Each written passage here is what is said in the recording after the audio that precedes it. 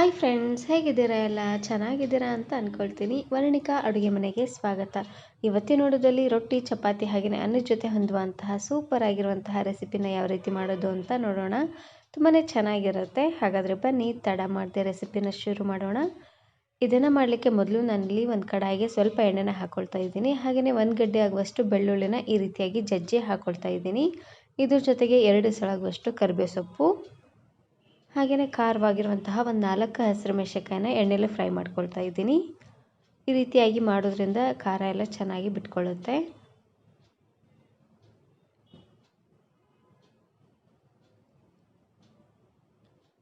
ನೋಡಿ, ಬೆಳ್ಳುಳ್ಳಿ ಎಲ್ಲ ಈ ರೀತಿಯಾಗಿ ಸ್ವಲ್ಪ ಕೆಂಪಾದಮೇಲೆ ಇವಾಗ ನಾನಿಲ್ಲಿ ಮೀಡಿಯಮ್ ಸೈಜಿನ ಒಂದು ಟೊಮೆಟೊನ ಹಾಕ್ಕೊಳ್ತಾ ಇದ್ದೀನಿ.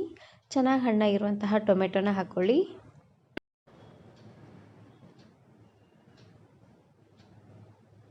ಇದ್ರ ಜೊತೆಗೆ ಇವಾಗ ರುಚಿಗೆ ತಕ್ಕಷ್ಟು ಉಪ್ಪು ಹಾಗೆಯೇ ಒಂದು 1/4 ಚಮಚ ಆಗುವಷ್ಟು ಅರಿಶಿನ ಪುಡಿನ ಹಾಕ್ಕೊಂಡು ಬೇಯಿಸ್ಕೊಳ್ತಾ ಇದ್ದೀನಿ. ಉಪ್ಪು ಹಾಗೆಯೇ ಅರಿಶಿನ ಪುಡಿನ ಹಾಕಿದಾದ್ಮೇಲೆ ಒಂದು ಸರ್ತಿ ಈ ರೀತಿಯಾಗಿ ಚೆನ್ನಾಗಿ ಇದನ್ನು ಮಿಕ್ಸ್ ಮಾಡಿಕೊಂಡು ಬೇಯಿಸ್ಕೊಳ್ಳಿ. ಈ ರೀತಿಯಾಗಿ ಮಾಡೋದ್ರಿಂದ ಟೊಮೆಟೊ ಬೇಗ ಸಾಫ್ಟ್ ಆಗುತ್ತೆ. ಟೊಮೆಟೊ ಸ್ವಲ್ಪ ಸಾಫ್ಟ್ ಆಗಲಿ ಅಷ್ಟರಲ್ಲಿ ನಾನಿವಾಗ ಒಂದು ಬೌಲ್ಗೆ ಕಡಲೆ ಹಿಟ್ಟನ್ನು ತಗೊಂಡಿದ್ದೀನಿ. ಸಣ್ಣ ಚಮಚೆಯಲ್ಲಿ ಒಂದು 4ರಿಂದ 5 ಚಮಚ ಆಗುವಷ್ಟು ಕಡಲೆ ಹಿಟ್ಟನ್ನು ತಗೊಂಡಿದ್ದೀನಿ. ಇದಕ್ಕೆ ಸ್ವಲ್ಪ ನೀರನ್ನು ಹಾಕ್ಕೊಂಡು ಸ್ವಲ್ಪನೂ ಗಂಟಿಲ್ದಂಗೆ ಇದನ್ನು ಕಲಿಸ್ಕೊಳ್ಬೇಕು. ನಾವು ರಾಗಿ ಗಂಜಿ ಎಲ್ಲ ಮಾಡುವಾಗ ಹಿಟ್ಟನ್ನು ಕಲಿಸ್ಕೊಂಡು ಬಿಸಿ ನೀರಿಗೆ ಹಾಕ್ತೀವಿ ನೋಡಿ, ಅದೇ ರೀತಿಯಾಗಿ ಒಂದು ಸ್ವಲ್ಪನೂ ಗಂಟಿಲ್ದಂಗೆ ಇದನ್ನು ಕಲಿಸ್ಕೊಂಡು ತಗೊಳ್ಬೇಕು ಹಿಟ್ಟನ್ನು. ನಾನಿಲ್ಲಿ ಒಂದು ಹೊತ್ತಿಗೆ 4 ಜನಕ್ಕಾಗುವಷ್ಟು ಮಾಡಿ ತೋರಿಸ್ತಾ ಇದ್ದೀನಿ. ನೀವು ಸ್ವಲ್ಪ ಜಾಸ್ತಿ ಜನಕ್ಕೆ ಮಾಡ್ಕೊಳ್ಳೋ ಹಾಗಿದ್ದರೆ ಹಿಟ್ಟನ್ನು ಸ್ವಲ್ಪ ಜಾಸ್ತಿ ಅನ್ನೋಂಗೆ ಕಲಿಸ್ಕೊಂಡು ತಗೊಳ್ಳಿ. ನೋಡಿ, ಈ ರೀತಿಯಾಗಿ ಸ್ವಲ್ಪನೂ ಗಂಟಿಲ್ದಂಗೆ ಇದನ್ನು ಮಿಕ್ಸ್ ಮಾಡ್ಕೊಳ್ಬೇಕು.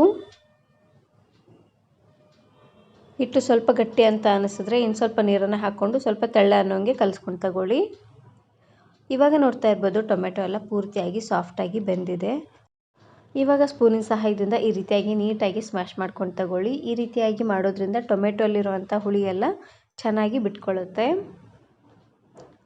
ಇವಾಗ ನಾನಿಲ್ಲಿ ಕಾಳನ್ನು ಹಾಕ್ಕೊಳ್ತಾ ಇದ್ದೀನಿ. ನಾನಿಲ್ಲಿ ಮಡಿಕೆ ಕಾಳನ್ನು ಹಾಕ್ಕೊಳ್ತಾ ಇದ್ದೀನಿ. ಕಾಳನ್ನು ರಾತ್ರಿ ಪೂರ್ತಿ ನೆನೆಸಿ ಹಾಕ್ಕೊಳ್ತಾ ಇದ್ದೀನಿ. ಕಾಳನ್ನು ನೆನೆಸುವಾಗ ಸ್ವಲ್ಪ ಉಗುರು ಬೆಚ್ಚಗಿರುವಂಥ ನೀರಲ್ಲಿ ಹಾಕಿ ನೆನೆಸ್ಕೊಳ್ಳಿ. ಕಾಳು ತುಂಬಾ ಚೆನ್ನಾಗಿ ನೆನೆಯುತ್ತೆ. ನೋಡಿ, ಕಾಳನ್ನು ಹಾಕಿದಾದ್ಮೇಲೆ ಒಂದು ಸರ್ತಿ ಈ ರೀತಿಯಾಗಿ ಚೆನ್ನಾಗಿ ಇದನ್ನು ಮಿಕ್ಸ್ ಮಾಡಿಕೊಂಡು ಮೇಲ್ಗಡೆ ಮುಚ್ಚಳನ ಮುಚ್ಚಿ ಉರಿನ ಪೂರ್ತಿಯಾಗಿ ಲೋ ಫ್ಲೇಮ್ನಲ್ಲೇ ಇಟ್ಟು 1 ನಿಮಿಷವರೆಗೂ ಇದನ್ನು ಬೇಯಿಸ್ಕೊಳ್ಬೇಕು. ಈ ರೀತಿಯಾಗಿ ಮಾಡೋದ್ರಿಂದ ಎಲ್ಲ ಕಾಳುಗಳಿಗೂ ಉಪ್ಪು, ಖಾರ, ಹುಳಿ ಎಲ್ಲ ಚೆನ್ನಾಗಿ ಹತ್ಕೊಳ್ಳುತ್ತೆ. ನೋಡಿ, 1 ನಿಮಿಷ ಆಗ್ತಿದ್ದಂಗೆ ಒಂದು ಸರ್ತಿ ಈ ರೀತಿಯಾಗಿ ಮಿಕ್ಸ್ ಮಾಡಿಕೊಂಡು ಇವಾಗ ನಾನಿಲ್ಲಿ ಸ್ವಲ್ಪ ನೀರನ್ನು ಹಾಕ್ಕೊಳ್ತಾ ಇದ್ದೀನಿ. ಕಾಳನ್ನು ನೆನೆಸಿರೋದ್ರಿಂದ ಕಾಳು ಬೇಯಲಿಕ್ಕೆ ಜಾಸ್ತಿ ಏನು ನೀರು ಬೇಕಾಗೋದಿಲ್ಲ. ಹಾಗಾಗಿ ಟೀ ಕುಡಿಯೋಂಥ ಕಪ್ಪಲ್ಲಿ ಒಂದು 3/4 ಕಪ್ ಆಗುವಷ್ಟು ನೀರನ್ನು ಹಾಕ್ಕೊಳ್ತಾ ಇದ್ದೀನಿ. ನೋಡಿ, ನೀರನ್ನು ಹಾಕಿದಾದ್ಮೇಲೆ ಈ ರೀತಿಯಾಗಿ ಮಿಕ್ಸ್ ಮಾಡಿಕೊಂಡು ಇವಾಗ ಉರಿನ ಪೂರ್ತಿಯಾಗಿ ಮೀಡಿಯಮ್ ಫ್ಲೇಮ್ನಲ್ಲೇ ಇಟ್ಟು ಬೇಯಿಸ್ಕೊಳ್ಬೇಕು. ಕಾಳೆಲ್ಲ ಚೆನ್ನಾಗಿ ಕುದಿಯೋವರೆಗೂ ಇದನ್ನು ಬೇಯಿಸ್ಕೊಂಡ್ರೆ ಆಯಿತು. ಕಾಳು ಕುದೀಲಿ ಅಷ್ಟರಲ್ಲಿ ನಾನಿವಾಗ ಇನ್ನೊಂದು ಪ್ಯಾನ್ಗೆ ಸ್ವಲ್ಪ ಎಣ್ಣೆನ ಹಾಕ್ಕೊಳ್ತಾ ಇದ್ದೀನಿ. ಸಣ್ಣ ಚಮಚೆಯಲ್ಲಿ 3ರಿಂದ 4 ಚಮಚ ಆಗುವಷ್ಟು ಎಣ್ಣೆ, ಅರ್ಧ ಚಮಚ ಆಗುವಷ್ಟು ಜೀರಿಗೆ, ಅರ್ಧ ಚಮಚ ಆಗುವಷ್ಟು ಸಾಸಿವೆನ ಹಾಕ್ಕೊಳ್ತಾ ಇದ್ದೀನಿ. ನೋಡಿ, ಜೀರಿಗೆ ಸಾಸಿವೆ ಎಲ್ಲ ಚೆನ್ನಾಗಿ ಈ ರೀತಿಯಾಗಿ ಸಿಡಿದಾದ್ಮೇಲೆ ಇದಕ್ಕೆ ನಾನಿಲ್ಲಿ ಸ್ವಲ್ಪ ಕರಿಬೇವು ಸೊಪ್ಪನ್ನು ಹಾಕ್ಕೊಳ್ತಾ ಇದ್ದೀನಿ. ಒಂದೇ ಸಲ ಆಗುವಷ್ಟು ಕರಿಬೇವು ಸೊಪ್ಪನ್ನು ಹಾಕ್ಕೊಂಡ್ರೆ ಸಾಕಾಗುತ್ತೆ. ನೋಡಿ, ಜೀರಿಗೆ ಸಾಸಿವೆ ಹಾಗೆಯೇ ಕರಿಬೇವು ಸೊಪ್ಪೆಲ್ಲ ಚೆನ್ನಾಗಿ ಈ ರೀತಿಯಾಗಿ ಎಣ್ಣೆಲೆ ಫ್ರೈ ಆದಮೇಲೆ ಇವಾಗ ನಾನಿಲ್ಲಿ ಮೀಡಿಯಮ್ ಸೈಜಿನ 2 ಈರುಳ್ಳಿನ ಹಾಕ್ಕೊಳ್ತಾ ಇದ್ದೀನಿ. ಈರುಳ್ಳಿನ ಸ್ವಲ್ಪ ಜಾಸ್ತಿ ಅನ್ನೋಂಗೆ ಹಾಕ್ಕೊಳ್ಳಿ, ರುಚಿ ಅಂತೂ ತುಂಬಾ ಚೆನ್ನಾಗಿ ಬರುತ್ತೆ. ನೋಡಿ, ಈರುಳ್ಳಿ ಜೊತೆಗೇ ಖಾರವಾಗಿರುವಂತಹ ಒಂದು 4-5 ಹಸಿರು ಮೆಣಸಿನಕಾಯಿನ ಹಾಕ್ಕೊಳ್ತಾ ಇದ್ದೀನಿ. ಈ ರೆಸಿಪಿ ಸ್ವಲ್ಪ ಖಾರವಾಗಿದ್ರೇ ಚೆನ್ನಾಗಿರುತ್ತೆ. ಹಾಗಾಗಿ ಸ್ವಲ್ಪ ಮೆಣಸಿನಕಾಯಿನ ಜಾಸ್ತಿ ಅನ್ನೋಂಗೆ ಹಾಕ್ಕೊಳ್ತಾ ಇದ್ದೀನಿ. ಇವಾಗ ಈರುಳ್ಳಿ ಎಲ್ಲ ಸ್ವಲ್ಪ ಕಲರ್ ಚೇಂಜ್ ಆಗೋವರೆಗೂ ಇದನ್ನು ಎಣ್ಣೆಲೆ ಫ್ರೈ ಮಾಡ್ಕೊಳ್ಬೇಕು.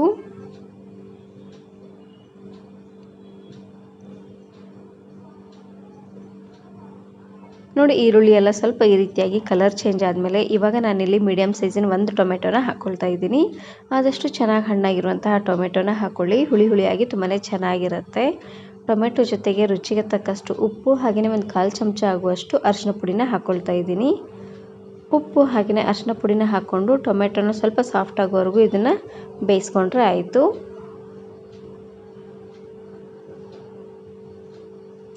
ದಿನಾಲು ಅನ್ನ ಚಪಾತಿ ಹಾಗೆಯೇ ರೊಟ್ಟಿ ಜೊತೆಗೆ ಏನಪ್ಪ ಮಾಡೋದು ಅನ್ನೋರು ಈ ರೆಸಿಪಿನ ಮಾಡ್ಕೊಳ್ಳಿ. ತುಂಬಾ ಚೆನ್ನಾಗಿರುತ್ತೆ.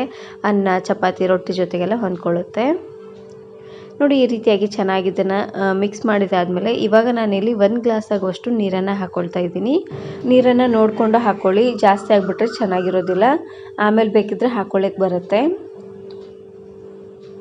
ನೋಡಿ ನೀರನ್ನು ಹಾಕಿದಾದಮೇಲೆ ಇವಾಗ ಮೇಲ್ಗಡೆ ಮುಚ್ಚಳನ ಮುಚ್ಚಿ ಚೆನ್ನಾಗಿದು ಕುದೀಲಿಕ್ಕೆ ಬಿಡಬೇಕು. ಇವಾಗ ನೋಡ್ತಾ ಇರ್ಬೋದು ಕಾಳು ಚೆನ್ನಾಗಿ ಕುದ್ದಿದೆ, ಹಾಗೆಯೇ ಇದರಲ್ಲಿರುವಂಥ ನೀರೆಲ್ಲ ಚೆನ್ನಾಗಿ ಇಮ್ರ್ಕೊಂಡಿದೆ. ಕಾಳು ಇಷ್ಟು ಬಂದರೆ ಸಾಕಾಗುತ್ತೆ, ಪೂರ್ತಿ ಮೆತ್ತಗೆಲ್ಲ ಮಾಡಲಿಕ್ಕೆ ಹೋಗಬೇಡಿ, ಚೆನ್ನಾಗಿರೋದಿಲ್ಲ. ಇವಾಗ ನಾನಿಲ್ಲಿ ಲಾಸ್ಟಲ್ಲಿ 1 ಚಮಚ ಆಗುವಷ್ಟು ಗುರೆಳ್ಳು ಪುಡಿನ ಹಾಕ್ಕೊಳ್ತಾ ಇದ್ದೀನಿ. ಗುರೆಳ್ಳನ್ನು ಚೆನ್ನಾಗಿ ಹುರಿದು ಈ ರೀತಿಯಾಗಿ ಪುಡಿ ಮಾಡಿಟ್ಕೊಂಡ್ರೆ ಕಾಳುಗಳಿಗೆಲ್ಲ ಹಾಕ್ಕೊಳ್ಳಿಕ್ಕೆ ಚೆನ್ನಾಗಿರುತ್ತೆ. ನೋಡಿ ಪುಡಿನ ಹಾಕಿದಾದ್ಮೇಲೆ ಒಂದು ಸರ್ತಿ ರೀತಿಯಾಗಿ ಚೆನ್ನಾಗಿ ಇದನ್ನು ಮಿಕ್ಸ್ ಮಾಡಿದ್ರೆ ಆಯಿತು. ತುಂಬಾ ರುಚಿಯಾಗಿರುವಂತಹ ಮಡಿಕೆ ಕಾಳಿನ ಪಲ್ಯ ರೆಡಿಯಾಗಿ ಹೋಗ್ಬಿಡತ್ತೆ.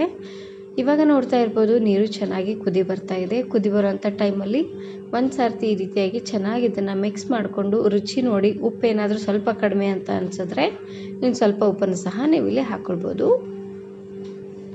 ನಾವು ಆವಾಗಲೇ ಕಡಲೆ ಹಿಟ್ಟನ್ನು ಮಿಕ್ಸ್ ಮಾಡಿ ಇಟ್ಟಿದ್ವಿ ನೋಡಿ ಸ್ವಲ್ಪ ನೀರಲ್ಲಿ, ಆ ಮಿಶ್ರಣನ ಹಾಕ್ಕೊಳ್ತಾ ಇದ್ದೀನಿ.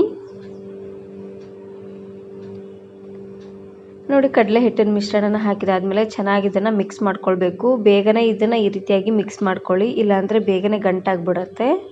ನೋಡಿ ಚೆನ್ನಾಗಿ ಇದನ್ನು ಈ ರೀತಿಯಾಗಿ ಮಿಕ್ಸ್ ಮಾಡ್ಕೊಂಡು ತಗೊಳ್ಳಿ. ಇದು ಸ್ವಲ್ಪ ಗಟ್ಟಿ ಅಂತ ಅನಿಸ್ತಾ ಇದೆ, ಹಾಗಾಗಿ ನಾನಿಲ್ಲಿ ಇನ್ನು ಸ್ವಲ್ಪ ನೀರನ್ನು ಹಾಕ್ಕೊಳ್ತಾ ಇದ್ದೀನಿ. ಇದು ಪೂರ್ತಿ ಗಟ್ಟಿ ಆದರೂ ಚೆನ್ನಾಗಿರೋದಿಲ್ಲ, ಪೂರ್ತಿ ತೆಳ್ಳಗಾದರೂ ಚೆನ್ನಾಗಿರೋದಿಲ್ಲ, ಹಾಗಾಗಿ ಮೀಡಿಯಮ್ ಆಗಿ ಇದನ್ನು ಮಾಡ್ಕೊಳ್ಬೇಕು.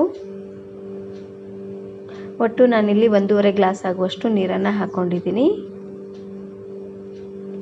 ನೋಡಿ ನೀರನ್ನು ಹಾಕಿದಾದ್ಮೇಲೆ ಚೆನ್ನಾಗಿ ಇದನ್ನು ಮಿಕ್ಸ್ ಮಾಡಿಕೊಂಡು ಇದನ್ನು ಕುದಿಸ್ಕೊಂಡು ತಗೊಳ್ಬೇಕು. ಯಾಕಂದರೆ ನಾವು ಹಸಿಯಾಗಿರುವಂತಹ ಕಡಲೆ ಹಿಟ್ಟನ್ನು ಹಾಕಿದ್ದೀವಿ ನೋಡಿ, ಹಾಗಾಗಿ ಉರಿನ ಪೂರ್ತಿಯಾಗಿ ಲೋ ಫ್ಲೇಮ್ನಲ್ಲೇ ಇಟ್ಟು ಇದನ್ನು ಬೇಯಿಸ್ಕೊಳ್ಬೇಕು. ಇವಾಗ ನೋಡ್ತಾ ಇರ್ಬೋದು ಚೆನ್ನಾಗಿ ಕುದಿ ಬರ್ತಾ ಇದೆ. ಕುದಿ ಬರುವಂಥ ಟೈಮಲ್ಲಿ ಒಂದು ಸಾರ್ತಿ ರೀತಿಯಾಗಿ ಚೆನ್ನಾಗಿ ಇದನ್ನು ಮಿಕ್ಸ್ ಮಾಡಿಕೊಂಡು ಇವಾಗ ರುಚಿ ನೋಡ್ಕೊಳ್ಳಿ. ಹಿಟ್ಟನ್ನು ಹಾಕಿದ ಮೇಲೆ ಸ್ವಲ್ಪ ರುಚಿ ಕಡಿಮೆ ಆಗಿಬಿಡುತ್ತೆ, ಹಾಗಾಗಿ ಉಪ್ಪು ಸ್ವಲ್ಪ ಕಡಿಮೆ ಅಂತ ಅನಿಸಿದ್ರೆ ಇನ್ನು ಸ್ವಲ್ಪ ಉಪ್ಪನ್ನು ಹಾಕ್ಕೊಂಡು ಬೇಯಿಸ್ಕೊಳ್ಳಿ. ನನಗೆ ಸ್ವಲ್ಪ ಉಪ್ಪು ಕಡಿಮೆ ಅಂತ ಅನ್ನಿಸ್ತು, ಹಾಗಾಗಿ ಇನ್ನು ಸ್ವಲ್ಪ ಉಪ್ಪನ್ನು ಹಾಕ್ಕೊಳ್ತಾ ಇದ್ದೀನಿ. ಉಪ್ಪನ್ನು ಹಾಕ್ಕೊಂಡು ಲಾಸ್ಟಲ್ಲಿ ಸಣ್ಣ ಕಟ್ ಮಾಡಿರುವಂತಹ ಕೊತ್ತಂಬರಿ ಸೊಪ್ಪನ್ನು ಹಾಕಿ ಒಂದು 2 ನಿಮಿಷವರೆಗೂ ಚೆನ್ನಾಗಿ ಇದನ್ನು ಬೇಯಿಸ್ಕೊಂಡ್ರೆ ಆಯಿತು. ತುಂಬಾ ರುಚಿಯಾಗಿರುವಂತಹ ಉತ್ತರ ಕರ್ನಾಟಕ ಸ್ಪೆಷಲ್ ಆಗಿರುವಂತಹ ಜುಣ್ಕ ಪಲ್ಯ ರೆಡಿಯಾಗಿ ಹೋಗ್ಬಿಡುತ್ತೆ. ಅನ್ನ ಚಪಾತಿ ರೊಟ್ಟಿ ಜೊತೆಗೆಲ್ಲ ತುಂಬಾ ರುಚಿಯಾಗಿರುತ್ತೆ ಅಂತಲೇ ಹೇಳ್ಬೋದು. ಈ ವಿಡಿಯೋ ಇಷ್ಟ ಆದರೆ ಈಗಲೇ ಒಂದು ಲೈಕ್ ಬಟನನ್ನು ಕ್ಲಿಕ್ ಮಾಡಿ, ಫ್ರೆಂಡ್ಸ್ ಆ್ಯಂಡ್ ಫ್ಯಾಮಿಲಿ ಜೊತೆಗೆ ಶೇರ್ ಮಾಡಿ. ಹಾಗೆಯೇ ಮತ್ತಷ್ಟು ಹೊಸ ರೆಸಿಪಿಗಾಗಿ ವರ್ಣಿಕಾ ಅಡುಗೆ ಮನೆ ಯೂಟ್ಯೂಬ್ ಚಾನಲನ್ನು ಸಬ್ಸ್ಕ್ರೈಬ್ ಮಾಡ್ಕೊಳ್ಳಿ. Thank you. Thanks for watching.